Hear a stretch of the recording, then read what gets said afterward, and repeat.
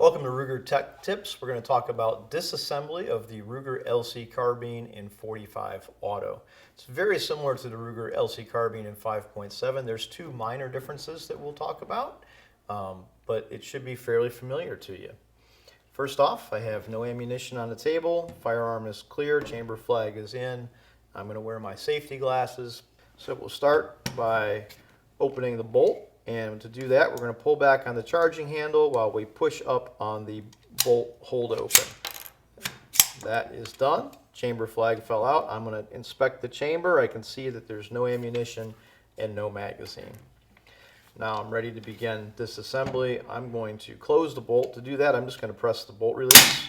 And we're going to remove the detent pin. This is a retained headed pin, so we're going to remove it from the left-hand side. And all we need to do is press down on that pin. We got it started. Now we can pull it out and it will be retained in the receiver. Turn the receiver upside down.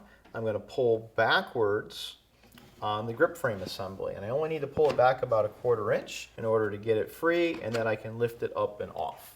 That's really all you need to do with the grip frame assembly. There's no further disassembly necessary, so we'll set that aside. Coming back to the receiver, I need to remove the two-piece bolt. So to do that, what I'm going to do is I'm going to kind of brace the firearm while I pull back on the charging handle, because this is a two-handed operation.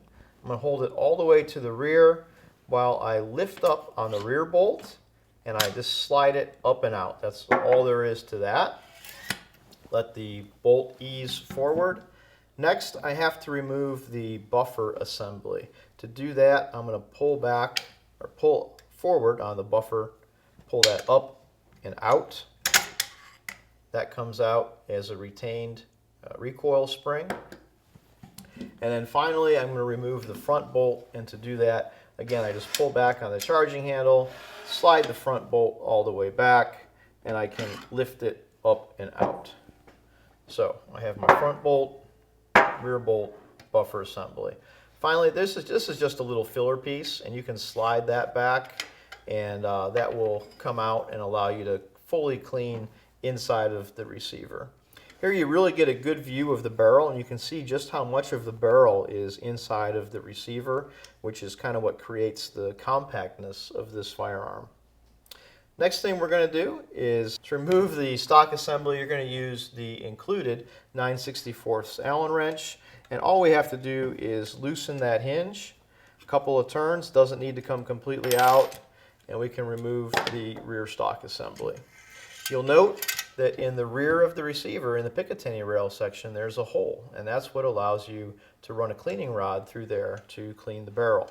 Finally, we'll remove the handguard. There are 4 screws retaining the handguard. We're going to use the 1/8 inch included Allen wrench, and we'll just back those screws all the way out.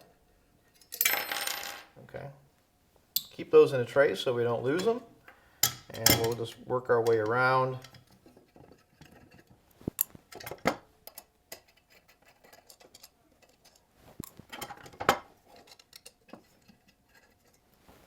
Okay, removing those 4 screws allows you to remove the handguard, which just gives you access to the barrel for cleaning. So that completes the disassembly of the Ruger LC Carbine in 45 Auto. Thank you for watching this tech tip.